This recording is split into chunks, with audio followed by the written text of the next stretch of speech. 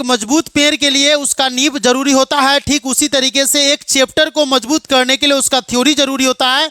तो आज की इस वीडियो में हम आपको बताने वाले हैं क्लास 10th का पहला चैप्टर है जिसका नाम है वास्तविक संख्या, जिसे इंग्लिश में बोलते हैं रियल नंबर। तो इसके थ्योरी को समझेंगे कि इसमें क्या क्या सब कौन कौन सा फॉर्मूला है जिसका यूज करते हैं और आगे के सवाल को हम बनाते हैं। तो सबसे पहले आप यहाँ पर देख सकते हैं कि वास्तविक संख्या है। वास्तविक संख्या आखिर होता क्या है? वास्तविक संख्या को इंग्लिश में हम रियल नंबर बोलते हैं।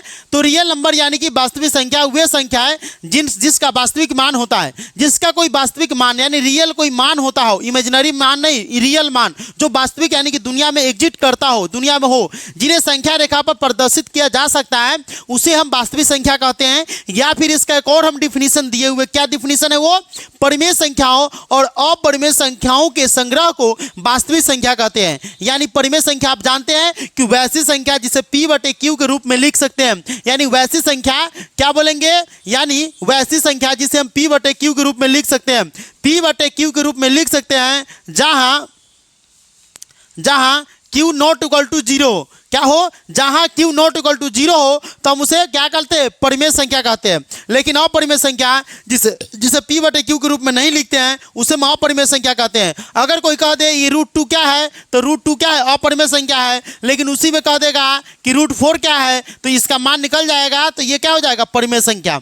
परिमेय संख्या यानी P/Q के रूप में। तो 2 क्या हो गया? परिमेय संख्या, क्योंकि 2 को हम 2/1 लिख सकते हैं। तो इस तरीके की संख्या के संग्रह को, संख्याओं के संग्रह मतलब समूह को, सेट को हम क्या बोलते हैं? वास्तविक संख्याएं बोलते हैं। क्या बोलते हैं? वास्तविक संख्या बोलते हैं। कौन संख्या बोलते हैं? वास्तविक संख्या। अभी हम देख लेते हैं प्रमेयिका यानी लेमा। लेमा यानी प्रमेयिका, इसका प्रूफ, इसका जो है क्वेश्चन भी आता है कि सिद्ध करे कि 6q + 1, 6q + 3, 6q + 5 धन पूर्णांक का रूप का है कि नहीं, जहाँ q कोई एक पूर्णांक है। इस तरीके के क्वेश्चन को सिद्ध करने के लिए प्रमेयिका का प्रयोग ज्यादातर किया जाता है। तो प्रमेयिका एक सिद्ध किया हुआ कथन होता है जिसके प्रयोग से अन्य कथनों को सिद्ध किया जाता है। अगर देखो कई बार ये क्वेश्चन पूछा गया है कि प्रमेयिका किसे कहते हैं, कई बार क्वेश्चन ये पूछा गया हुआ है, इसीलिए दिमाग में इसको बैठा लो कि प्रमेयिका क्या होता है। डिफिनीशन भी कभी कभी पूछ देता है ऑब्जेक्टिव में या 2 नंबर में भी पूछ देगा कि प्रमेयिका किसे कहते हैं। तो प्रमेयिका एक सिद्ध किया हुआ कथन है जिसका प्रयोग करके हम किसी दूसरे कथन को भी सिद्ध करते हैं। यहां तक क्लियर, समझ में आ रहा है? क्लियर है? बिल्कुल। चलिए आगे चलते हैं। यूक्लिड विभाजन प्रमेयिका। यूक्लिड विभाजन प्रमेयिका का प्रयोग करके हम किसी भी दो संख्याओं का HCF निकाल सकते हैं। जैसे अगर आपको कहना है कि 12 और 32 का हमको HCF निकालना है या 8 और 4 का HCF निकालना है, तो उस स्थिति में हम इसका प्रयोग करते हैं। या फिर इसका प्रयोग करते हैं कि धन पूर्णांक दिखाइए कि 6q + 1, 6q + 3, 6q + 5 का रूप का है, उसमें भी इसका प्रयोग करते हैं। तो इसका 2 जगह से यूज होता है, वो आगे हम आपको बताएंगे। फिलहाल अगर आपको कहेगा कि यूक्लिड विभाजन प्रमेयिका क्या होता है तो इसमें कहिएगा कि यूक्लिड विभाजन प्रमेयिका में ये एक a और b धन पूर्णांक होता है, तो ऐसे द्वितीय पूर्णांक जो होता है जिसमें q और r विद्यमान हो वो क्या हो जाएगा? यूक्लिड विभाजन की प्रमेयिका हो जाएगा। या फिर आप इसे दूसरे भाषा में कह सकते हैं कि भाई साहब a = bq + r को हम यूक्लिड विभाजन की क्या कहेंगे? प्रमेयिका कहेंगे। a = bq + r को क्या बोलेंगे? a = bq + r को हम यूक्लिड विभाजन की प्रमेयिका बोल सकते हैं। यूक्लिड विभाजन होगा, विभाजन हो गया। तो इसको हम a = bq + r होता है जहां 0 ≤ r > b होगा। कहीं कहीं ऑब्जेक्टिव में कई बार क्वेश्चन पूछा हुआ है कि a = bq + r है जहां 0 ≤ r है ना, b है, तो इसको कौन सा कथन दिया गया है? 4 को ऑप्शन दिया था, यूक्लिड विभाजन प्रमेयिका, लेमा प्रमेयिका या 2 अलग दिया हुआ था। तो उसमें से याद रखना है कि a बराबर यदि bq + r होगा तो हम उसे यूक्लिड विभाजन प्रमेयिका बोलेंगे। इसे हिंदी में भाज्य बराबर भाजक गुने भागफल प्लस शेषफल भी बोलते हैं। a = bq + r, a जो है भाज्य को हम a बोलते हैं, भाजक को b बोलते हैं, q को भागफल बोलते हैं, कोशिएंट बोलते हैं, और r जो था रिमाइंडर यानी शेषफल हो गया। क्लियर? जैसे हम आपको बताए थे कि अगर हमको 2 से 7 में भाग करना है तो 2 तिहाई 6 हो जाएगा, और यहाँ 7 में 6 गया 1, तो हम इस 7 को क्या करेंगे? यहाँ पर लिख देंगे 7 = 2 × 3 + 1। तो यहाँ पर ये 7 जो हो जाएगा हमारा ए हो जाएगा, और ये 2 क्या हो जाएगा, ये हो जाएगा 2 बी हो जाएगा, और इधर में क्यू हो जाएगा प्लस में आर। इस स्थिति के अनुसार से ये क्या होता है, चलता है। तो इसको बढ़िया से समझ लो कि ये जो होता है आगे काम देगा जब दो संख्याओं का मौसा निकालना यानी एचसीएफ निकालने के लिए कहेगा, तब इसका ये प्रयोग में काम आता है। क्लियर यहाँ तक?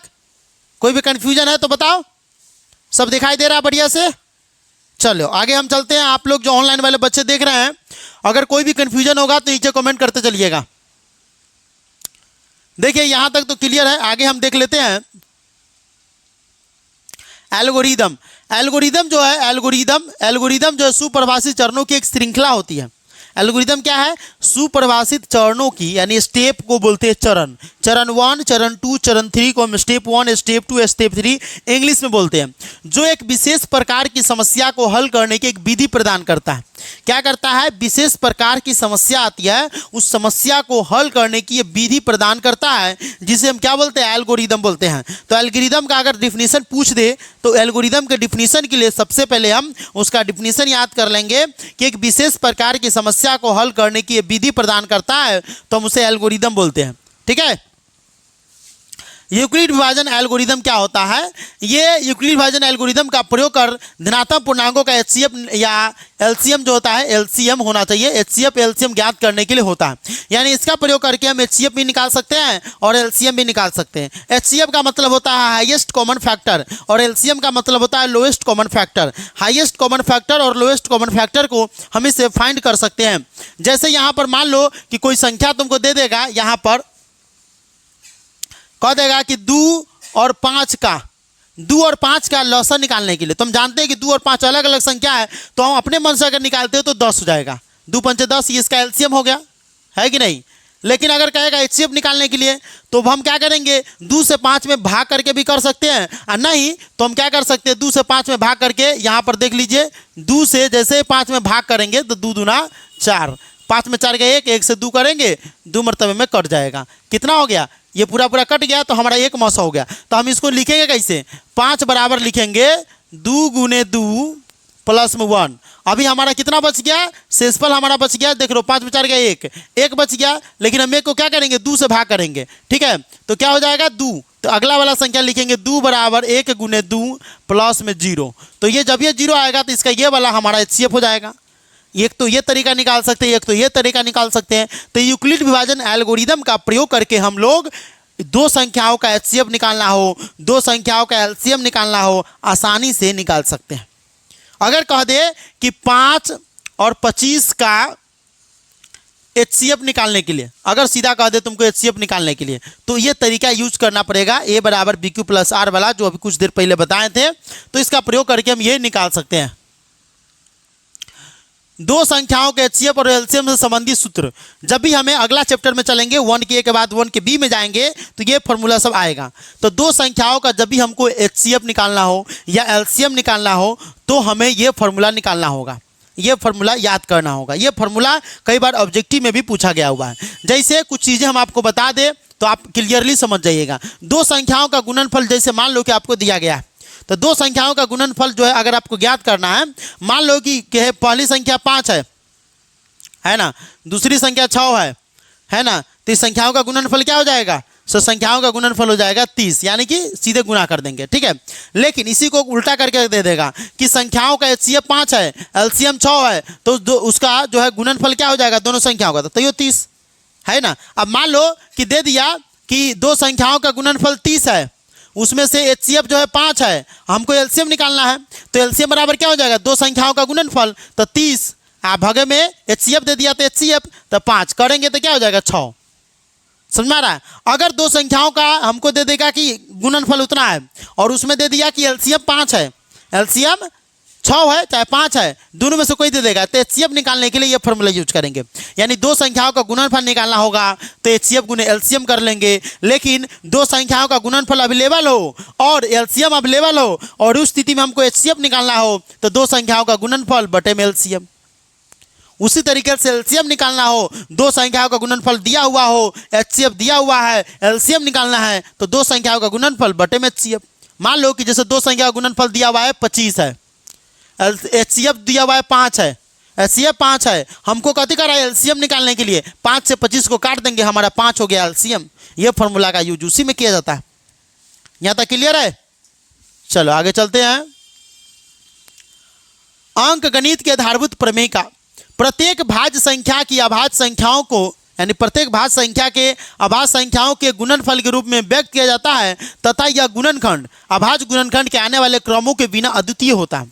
इसको पहले बढ़िया समझो कि प्रत्येक भाज्य संख्या है ना, भाज्य संख्या की अभाज्य संख्याओं के गुणनफल के रूप में व्यक्त किया जाता है। भाज्य संख्या को अभाज्य संख्या के रूप में व्यक्त किया जाता है, भाज्य संख्या है ना और अभाज्य संख्या, ठीक है। तो इसको भाज्य संख्या जो रहेगा उसको अभाज्य संख्या के रूप में व्यक्त किया जाता है और तथा यह गुणनखंड अभाज्य गुणनखंड के आने वाले क्रमों के बिना अद्वितीय होता है। और ये गुणनखंड जो होता है अभाज्य गुणनखंड जो भी आएगा उसके बिना ये अद्वितीय होता है। तो अंक गणित के आधारभूत प्रमेयता होता है। अंक गणित के आधारभूत प्रमेयता का प्रयोग करके दिखाइए कि कोई भी संख्या 6 पावर n के पावर 0 है कि नहीं। ये क्वेश्चन आएगा कि कोई भी संख्या के पावर में 0 हो सकता है कि नहीं, कोई भी संख्या के पावर में 2 हो सकता है कि नहीं हो सकता है। क्वेश्चन लाओ अगर दिखा दे, लाओ ना बुक लाओ ना तुमको हम दिखा दें इसमें क्वेश्चन कहाँ तक आता है। ये क्वेश्चन ये तुमको पूछेगा इस लेवल से, इसमें होगा पहले चैप्टर में नहीं तो दूसरा चैप्टर में होगा। हाँ यहाँ पर है, अगर आप भारती वन का बुक बनाते हैं ऑनलाइन वाले बच्चे तो प्रश्नावली 1 के बी निकालिए और क्वेश्चन नंबर 6 जो है वह क्वेश्चन नंबर 6 जो है और 5 जो देख रहे हैं अंक गणित के मूलभूत प्रमेय से अंक गणित के आधारभूत प्रमेय से 5 नंबर क्वेश्चन है। यहाँ पर आप देख सकते हैं 5 नंबर क्वेश्चन और 6 नंबर क्वेश्चन है, दोनों के लिए यही फॉर्मूला यूज किया जाता है। यहाँ पर भी दिया गया, पीछे भी अगर आप देखेंगे एग्जाम्पल में भी दिया गया है और उसके अलावा यहाँ पर भी फॉर्मूला दिया गया, इसमें भी फॉर्मूला दिया रहा था याद रखे वाला में। तो ये प्रश्नावली 1 के बी का ये फॉर्मूला बता रहे हैं, ये जो फॉर्मूला है प्रश्नावली 1 के बी का है। अब देखो उसको जब बनाएंगे तो बढ़िया समझ में आएगा। हम जानते हैं कि थोड़ा बाउंस किया होगा, लेकिन जब हम क्वेश्चन लेंगे क्योंकि उसका क्वेश्चन हमको याद नहीं है, जब हम क्वेश्चन लेंगे चैप्टर बनाते समय जब चैप्टर को शुरू करेंगे भारती वन का पहला चैप्टर से लेकर के हर चैप्टर को शुरू करेंगे तो उस स्थिति में आपको समझ में आएगा। परिमेय संख्याओं का दशमलव प्रसार अगर हमें निकालना होगा तो क्या करेंगे, ये प्रश्नावली 1 के सी का फॉर्मूला है क्योंकि 1 के ए 1 के बी 1 के सी और 1 के डी है। टोटल मिलाकर के 1 में वास्तविक संख्या में टोटल 4 एक्सरसाइज हैं, तो चारों एक्सरसाइज का फॉर्मूला बता रहे हैं। ये प्रश्नावली 1 के सी का फॉर्मूला है जिसमें शांत और अशांत निकालते हैं, है ना, टर्मिनेशन नॉन टर्मिनेशन, इसे इंग्लिश और हिंदी इंग्लिश में बोलते हैं। तो परिमेय संख्या वैसी संख्या होता है जिसे p/q के रूप में लिख सकते हैं। शांत संख्या वैसी संख्या जिसे p/q के रूप में लिखेंगे, लेकिन q बराबर होना चाहिए 2 की पावर m गुने 5 की पावर n।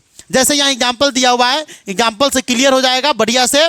जैसे मान लो कि 1/8 है तो ये p/q के रूप में हो गया, परिमेय संख्या भी हो गया, लेकिन ऊपर वाला को हम क्या बोलेंगे p, नीचे वाला को q बोलेंगे। तो q के बराबर क्या होना चाहिए, q बराबर क्या कर रहा है कि 2 में कुछ होना चाहिए, या तो 2 होना चाहिए है ना, या तो 5 होना चाहिए। इसके अलावा अगर कोनो आया तो बर्बाद हो जाएगा, वो शांत संख्या नहीं रहेगा, वो अशांत हो जाएगा, उसका जिंदगी तबाह हो जाएगा। ये ना याद रखना।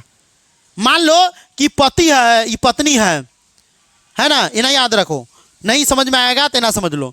ये पति है ये पत्नी है, ये दोनों के बीच में कोई तीसरा आदमी आ गया, इसका मतलब है कि दोनों की जिंदगी बर्बाद हो जाएगा। ये शांत रहेगा, न में पति खुश रहेगा न पत्नी खुश रहेगी। अभी दोनों के बीच में कोनो नहीं रहेगा तो वही रहता है। जितना भी घर बर्बाद हुआ है यही तीसरा आदमी की वजह से हुआ है। अगर तीसरा आदमी नहीं रहेगा तो किसी भी घर की जो है बहू बेटी है या मतलब परिवार जो है वो सुसाइड नहीं कर पाएगा। जब भी तीसरा आदमी आता है तभी ऐसा होता है। कई बार ऐसे देखने को मिलता है कि कोई पुरुष जो है सुसाइड कर लिया, कोई महिलाएं सुसाइड कर लेती है। ये सब के वजह वही है, तीसरा का आदमी, है ना।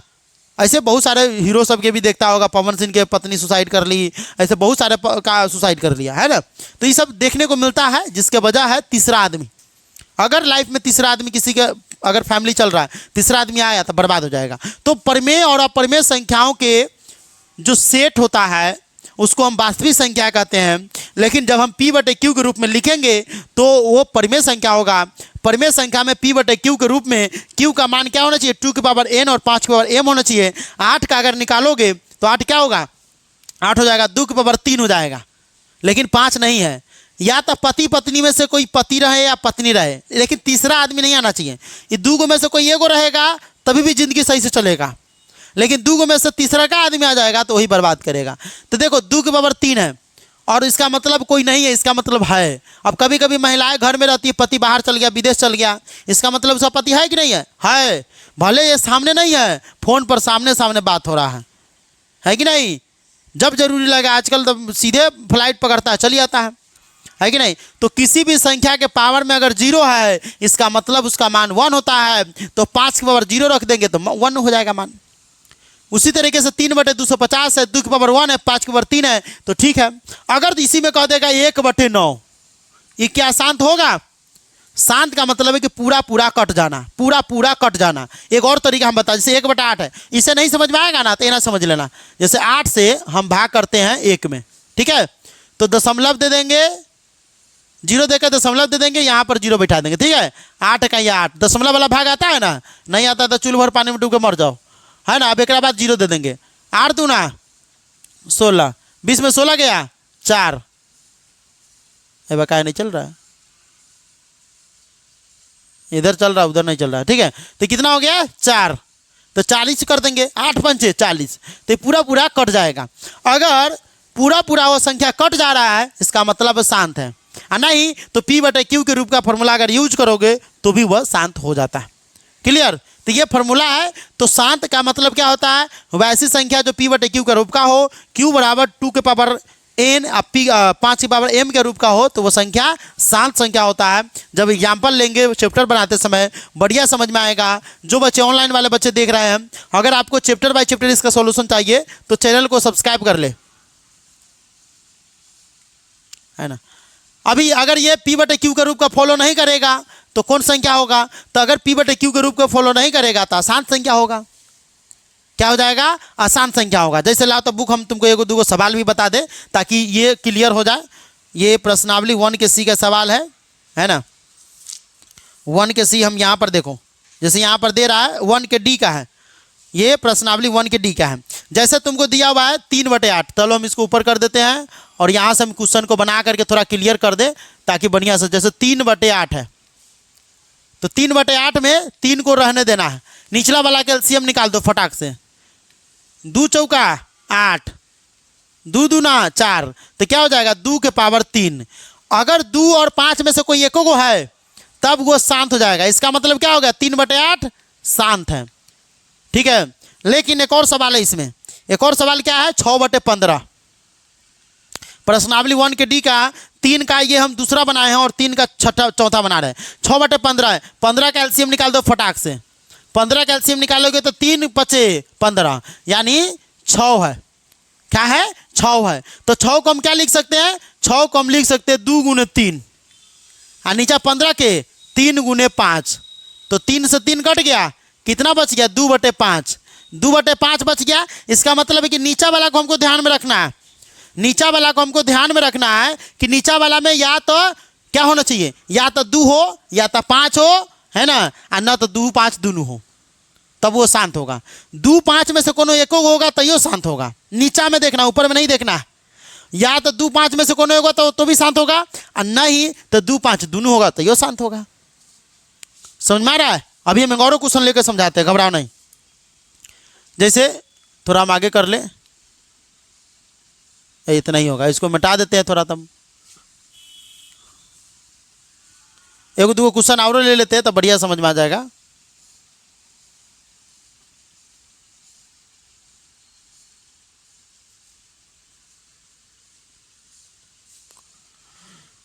जैसे यहां पर देखो, जैसे एक और क्वेश्चन है, क्या है? 7/80 है, 7/80। तो हमको नीचे वाला देखना। अगर ऊपर वाला कटने वाला रहेगा तब काटेंगे, नहीं तो हम नीचे वाला को खाली देखेंगे, अपने पता लग गया कि शांत है कि नहीं है। तो 80 का तुम फटाफट एलसीएम निकाल दो। 80 का एलसीएम निकालेगा तो 2 से 40, 2 से 20, 2 से 10, 2 से 5, इतना ही तक रहेगा, इससे आगे नहीं जाएगा। देख लो एक बार एलसीएम बढ़िया से, यहाँ पर एलसीएम निकाल दिया है ना। अब क्या करेंगे? इस 7 को हम रहने देंगे और 80 है तो देखो 1 को 2, 2 को 2, 3 को 2, 4 को 2, तो 2 के पावर 4 गुने 5 एक को है तो 5 लिख दो, हाँ नहीं माने तो 5 के पावर 1 लिख दो। अब बताओ हम तुमको क्या बोले कि 2 और 5 आना चाहिए, 2 और 5 आया है, 2 और 5 में से कोनो एको को रहेगा तैयो हो जाएगा, एको को रहेगा तैयो हो जाएगा, दोनों रहेगा तैयो हो जाएगा। लेकिन 2 और 5 के अलावा कोई तीसरा संख्या नहीं आना चाहिए, नहीं तो अशांत हो जाएगा। अगर ये दोनों है तो वह संख्या शांत है, अन्यथा वो संख्या अशांत हो जाएगा। तो इसी के साथ हमारा ये जो थ्योरी वाला जो वीडियो था प्रश्नावली 1 के ए, 1 के बी, 1 के सी, 1 के डी के लिए यहीं पर समाप्त हो रहा है। जल्द ही हम प्रश्नावली 1 का ए का पूरा सॉल्यूशन लेकर के आएंगे। अगर आप वो वीडियो देखना चाहते हैं, चैनल पर नए हैं तो चैनल को सब्सक्राइब कर लें।